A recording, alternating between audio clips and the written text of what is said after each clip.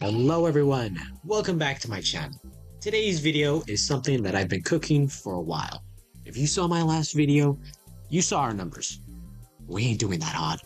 And after seeing the recent sale video, I'm not sure if that's how it's pronounced, sorry if I butchered it, and hearing that Strinova could be shut down or sold off, and how much debt the company has. But sadly, iDreamSky, the publishers of Strinova, are a couple dollars in debt. And the daily player base of the game isn't getting any higher, meaning that the company hasn't had a good opportunity to get this game into the public's eye, which in turn is making it difficult to make a profit. iDreamSky has already had talks of either shutting down or potentially selling Strinova off to another company, and a lot of the fan base for Strinova is understandably pretty upset by this. I thought now was a better time than ever to give the devs some ideas that can possibly save our game. iDreamSky, feel free to steal my ideas. I don't need credit for them either. I'm throwing my 2 cents in simply for the love of the game. I don't spend 380 hours on mid. I want this game to succeed. There are many videos of Strinova content creators giving their thoughts and ideas about the game's state, but they are more focused on why we don't have many players and how we can get new ones. But this video is about how to keep our players playing, because we can get a bunch of new players every day, but if we can't keep them playing our game, then we are still cooked. Alright, this section is probably going to have the most yap in it. This idea is my magnum opus. My chef d'oeuvre, if you will. Strinova campaign. Tell them to bring me my money. Yeah! I think this idea goes hard, and everyone I've asked has agreed with me. It may have been only one other person, but that is still everyone I've asked. Now, I understand most people will probably not give a shit about a single-player campaign mode in a PvP tactical shooter, but with Strinova, I think we got a case here. If I had to describe the lore of Strinova, I'd probably compare it to a pool that looks shallow, but your friend assures you that you can dive in there and not die. There's a lot going on in the world of Strinova, but the problem is we don't get explanations for anything in the game. When you first download and boot up Strinova, you get a tutorial and 3 cutscenes is how I would describe them, and all of them start in the middle of the action, which is fine. This approach to storytelling has been done numerous times, but it only works if you're going to go back and tell us the other half of the story we're missing. But Strinova doesn't do that, or they haven't done that yet. They throw you into the rising action and climax of the story, and so far, we haven't gone back to the inciting incident or the exposition portions of the narrative arc. I feel like I'm expected to know who these people are, their objectives, the world around them, and what's been going on up until this moment before the game begins, but this is just not the case. That's where the campaign comes in. Let us play or at least watch through the events that have already unfolded but haven't been told to us. Let us play through the character's backstory. Like, we know Louise betrays the POS, the good guy side, but we don't know why she does it. You're gonna hear me say why a lot, because a lot of the lore that's given to us about this game is surface level. Like, the devs hint at a bigger picture, but that's all they do, they just hint at it. The most egregious example is the special lines I briefly mentioned in my previous video, because Michelle and Ming are not the only 2 people with special lines for each other. But before we talk about the others, I have to wonder why they hate each other so much. Do they know each other before the game's present time? I ask because a lot of these special lines imply that some agents from both the Scissors and POS actually know each other, or were friends. Some examples are Fragrance and Yvette, who knew each other before the present time. Apparently, Ika and Michelle were friends. Do you remember Mr. 180? Yeah, he's got a brother, Monsieur 86. Oh, brother, this guy stinks! Alright, no one calls him that. I just thought of that on the spot. Anyway, why did these people betray their friends and loved ones to fight in different factions? This isn't all. Meredith has special lines for Nobunaga when she kills him. But why? Does Reichi talk about his brother and Meredith recognizes him and decides to trash talk the righteous younger brother? I actually have no idea if Nobunaga is younger, but from the vibes and tropes that I've seen, he's most likely the younger brother. Why does Ika freak the fuck out when Flavia kills her? Is she just scared of her? Or is there something deeper between the two? None of this is explored in the game, and I really think this is a missed opportunity. Sure, I can probably look up the Strinova lore, but there is no fun in that. And why is the only way to learn more about the game's lore to look it up on the wiki? Put it in the damn game! Have we ever heard of show, don't tell? We are sitting on top of a potential lore gold mine, but we aren't doing anything with it. I've been yapping this whole time about the character lore, but there is also the world building lore, which is also underutilized. Before we get into that, I want to ask any Strinova player if they know the game's lore. I bet 90% will not know or not care enough, and the other 10% will know, but not because the game did an effective job at explaining it, but because they probably searched it up. This is not how we should be presenting our lore to the audience. So, from what I know, which could be wrong by the way, since there's no way to confirm everything I discuss, the lore goes like this. Strinova does not take place on Earth. Which is a complete shocker, because I couldn't tell the difference between Blossom Dojo and Old Block Chicago. But Earth actually has a role in this story. The Scissors faction, or at least most of them, want to go back to Earth. You could probably guess what I'm about to ask. Why did we leave Earth? Why do the Scissors want to go back? I also think the devs want to paint the Scissors as the misunderstood villains, since this is supposed to seem like a nuanced issue. Yeah, good luck with that, now that you got the borderline war criminal Mara with you. Look at her sinister smile as she mercilessly kills this robot foo who is injured and retreating. I felt bad for bro watching this. But also, who the fuck are these robots? Are they just robots? Do they have an allegiance to any side? Because one minute they're jumping Mara, but they also tried to kill Flavia in her trailer. Are they just war dummies used to try and sneak attack the characters? Okay, I know the real reason is so that we can show power without committing anyone to killing any characters. Like, I would be horrified if I just saw Mara murk Michelle, but there is no in-universe explanation for these robots. Hey, don't get me wrong, she can snatch my soul if you catch my drift. Also, what's up with some of these marks on the ancients? Nobu, Ming, and Mara have some kind of mark on their arm, and it's connected to their abilities, which brings up the question, are you born with these powers? Are they given to you by a god? If you're born with them, were Nobu, Ming, and Mara just normal civilians and wanted to get these kinds of augmentations? Was it a ritual where they offered their arm for their ability? Does everyone here have one, but we just can't see them? Or is it just a design choice with no meaning? Which, in my opinion, is the worst option. So many questions unanswered, but we aren't even done. Who is the Navigator? He's similar to the MC trope from other gacha games, but why is he called the Navigator? I can extrapolate that he navigates, but what does he navigate? Are there other navigators? If there are, where are they? If not, what makes this guy so special? Why do all the ladies fuck with him? So far, I haven't seen any feats from this guy that would make the ladies like him. Do the guys also fuck with him? It would be funny to see the dudes don't like the Navigator cause he stole all the huzz. He apparently is chill with both sides because I've seen him hang out with Laween and Coconut for a fireworks festival. Not together, obviously. Are these side events canon? Do the characters know that the Navigator is friendly with everyone? Is this guy the key to making everyone get along? Is that even his goal to begin with? All this makes it hard to relate to or even believe this guy belongs in the story. An example I want to use of a good protagonist character is the commander from Nikkei, or the story of Nikkei in general.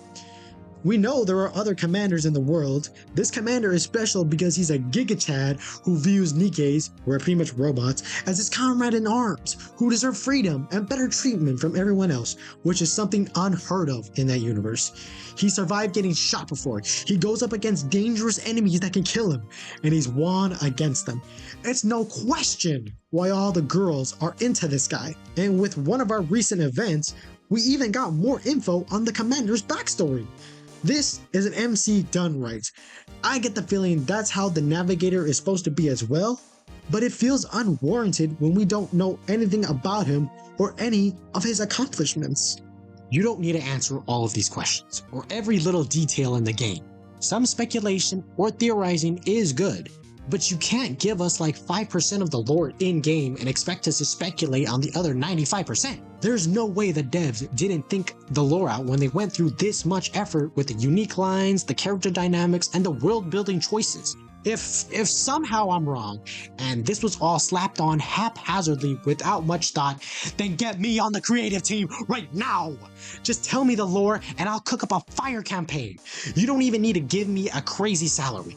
Maybe like $20 a day, a steak dinner, some Bablo crystals for skins, 5 minutes with any of these characters on stream, an opportunity to voice a character, and a statue of me on every map for saving the game if it's a big success. Completely reasonable request if you ask me.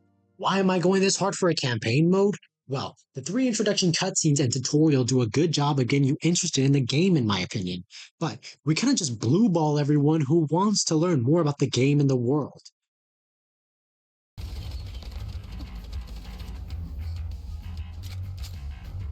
Okay, what is Kaname doing, bro?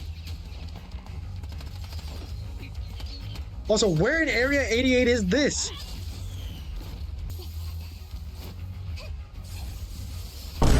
Okay, Faye does not do this, bruh.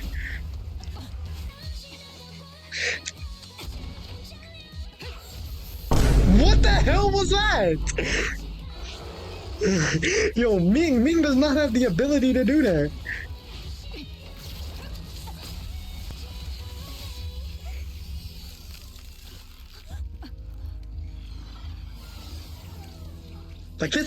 Like this animation is actually really good. I like this shit.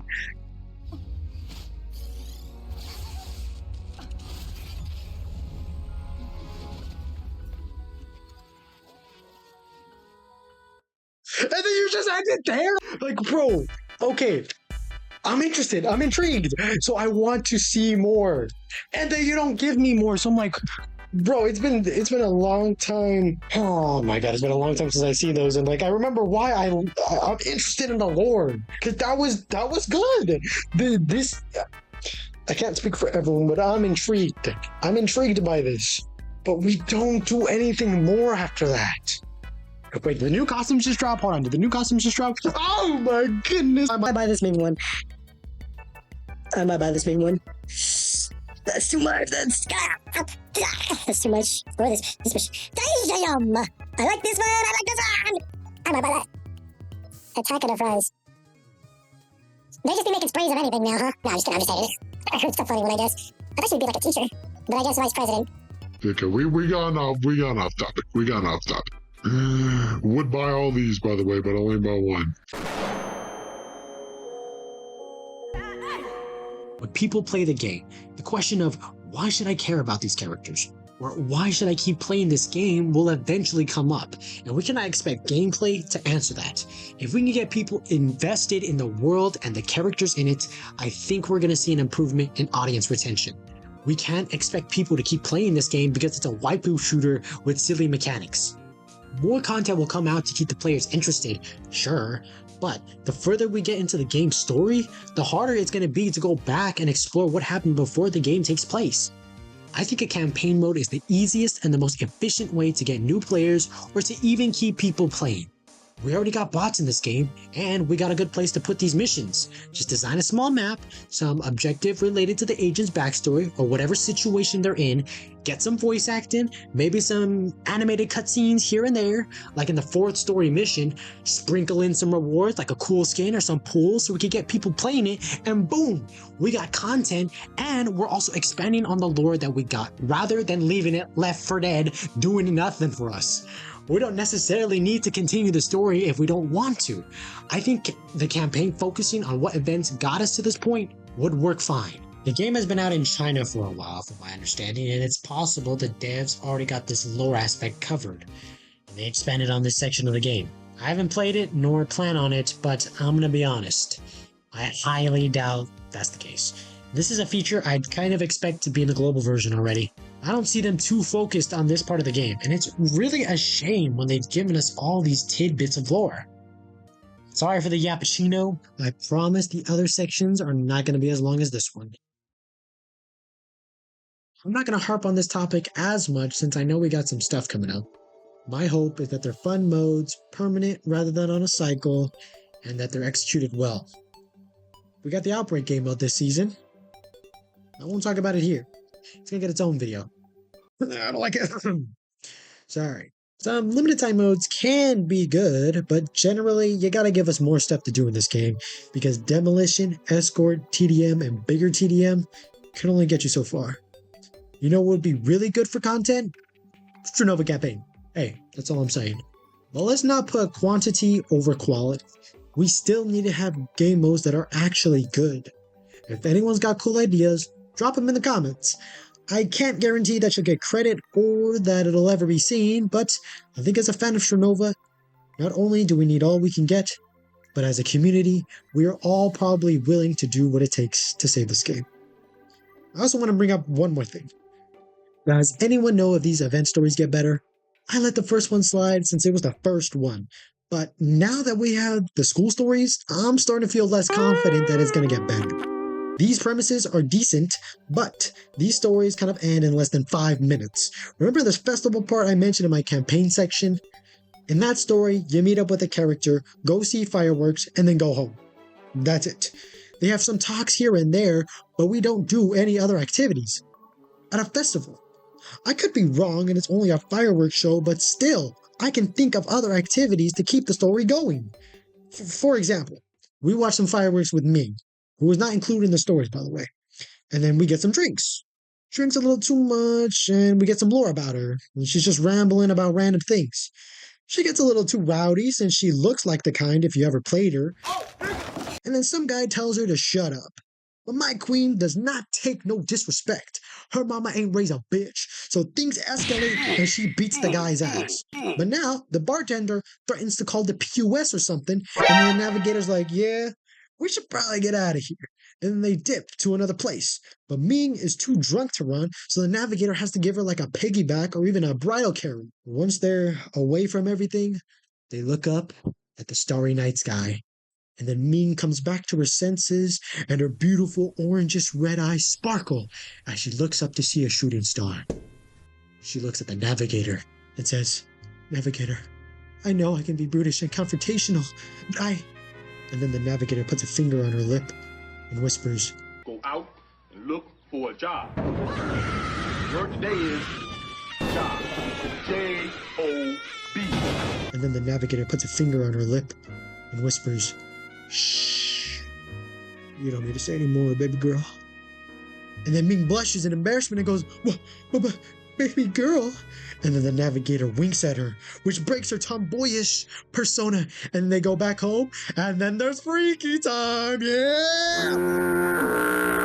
That's just one example. The possibilities are endless, but we waste the potential by just cutting it after 5 minutes. The same issue is present in the school event stories. I just completed the first one with Audrey, and it ended in like 2 minutes. She just welcomed me to the school as the vice president of the student council and gave me a rundown on what I'm doing here. And then I leave her, and it cuts before we go to presumably Michelle's club. I just got a sinking feeling she's not coming back to the story, which is just another missed opportunity. What was the point of even having her in there? The navigator could have just explained to us what we were doing there if all Audrey was gonna do was welcome and give me a sit rep. Let's do some more. Like, I don't know, walk around the school, talk about her academics, what clubs she likes, dislikes, maybe we get some food, pass economy along the way or something, get freaky in an empty classroom. There are so many things we can do, but again, wasted potential. I don't want to keep bringing up Nikke, but I think we can learn a thing or two from here as well. Nikke is a game that has anime girls, guns, and jiggle physics. A killer trio right there. But you know what else they have? Good storytelling. Yes, I occasionally look respectfully at my comrades' posterior as they shoot evil robot machines. But after a certain point, you don't even look down there anymore. It doesn't have the same neuron activation when you first play the game. But when I tell you Shift Up can cook some good stories, they can cook good stories. Unironically, Nikke is the kind of game you come for the plot and stay for the plot. By the way, Overzone clears Red Ash, no question. I voted Overzone for both popularity polls, and if we don't win this year, I'm rioting.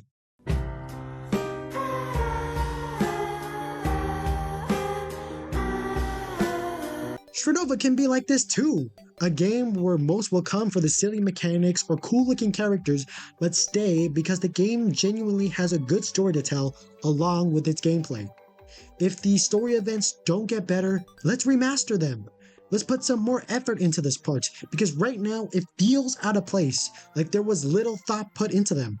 I don't know if these events are canon to the lore, like I said before. If they're not, let's go crazy with the story since we're not bogged down by the canon narrative. Let's get some universes where Ming and Michelle are besties, where Reichi can mess around with his brother, or where Fragrance and the Navigator start a family. Just something more than what we currently have. If you really didn't think through some of these events, I'm here. Hit me up on Discord or something. You saw my impromptu fanfic up there. You know my asking price. Let's give people some Strinova stories to remember.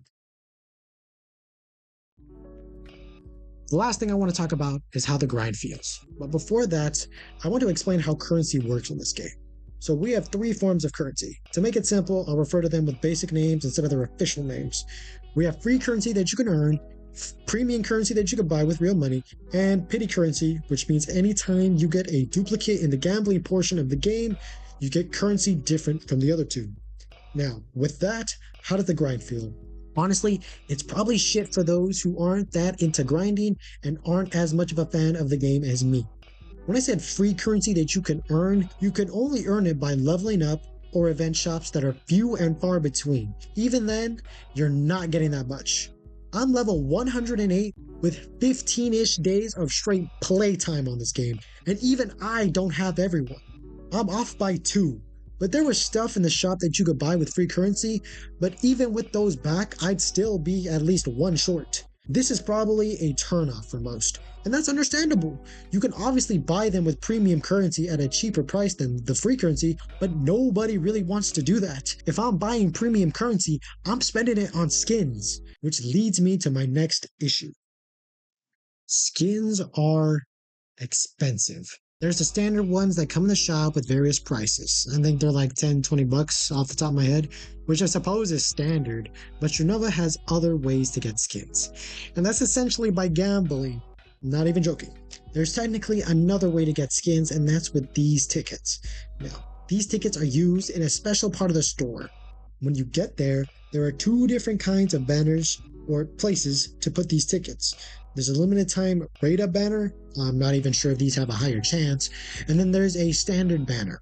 Once you're here, you select how many tokens or premium currency you want to put in, and then you pray that you're lucky, because there's a bunch of items in the banner along with the skins, and they all have different rates of being selected. That's why it's gambling. Now, games like these know that you're going to get shit on with your RNG, so as you keep spending more tickets or premium currency, the chances of the legendary tier item increases, which is probably what you're after. After putting in 80 pools, you're guaranteed a chance at the legendary skin, because there are 2 legendaries. There's a character skin and the gun skin. This means it's a 50-50 coin toss. This is pretty normal for a game with these mechanics. It's basically a Mihoyo or Hoyoverse game. The problem is you barely get the chance to earn these tickets. You get 1 every 5 levels, I believe, login events which haven't happened since this game launched, unless I've been missing them, or an event shop which again is few and far between. Even with these shops, you only get 2 tickets. If you miss the limited time one, they will go to the standard banner, which is good, because most people who don't spend will never get enough tickets in the duration for a 50-50 shot at the skin they like. I was playing this game day 1, and even after saving all of my tickets from events, leveling up, and that login event, I put all of it on 1 standard banner for the Michelle skin. And we lost the 50-50. From that moment, I saved up my currency, but I'm nowhere near the guarantee. And I'm not even 100% sure if I have to still do a 50-50 coin toss for the character skin versus the weapon skin again. I would definitely crash out if my hard-earned tickets were wasted for a duplicate gun skin.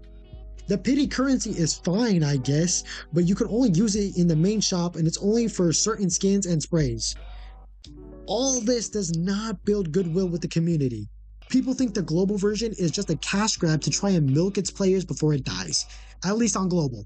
And I can see why they think that. The grind is harsh for skins that are purely cosmetic. I'm not saying give stat bonuses to skins, but we either gotta lower the guaranteed threshold or give the players more ways to earn these tickets. Campaign mode would be a really great way to do this, by the way. Sorry.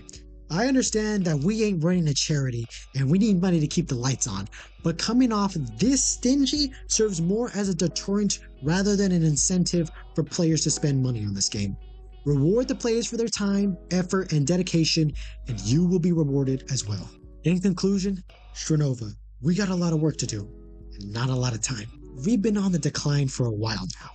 If anyone's played Left 4 Dead 2 before, this is like a survivor in the second phase of falling off a ledge. Buddy's losing grip, but we at least still have two hands holding on for dear life. When we get to 1 to 2,000 players, we're at the phase where bro is holding on with one hand. I don't want us to get to that point. I hear the Strinova devs listen to the community. Let's put that to the test. I'm actually being genuine. If you need someone to cook up this campaign or to expand the event stories, hit me up and I got you. But you don't even need to hire me. Just get someone on these ideas. I know I sounded harsh and overly critical with my complaints, but this comes from a place of love. We should not be sugarcoating this to make this pleasing to the ears. We need the honest truth, and we need to lock in, Strinova.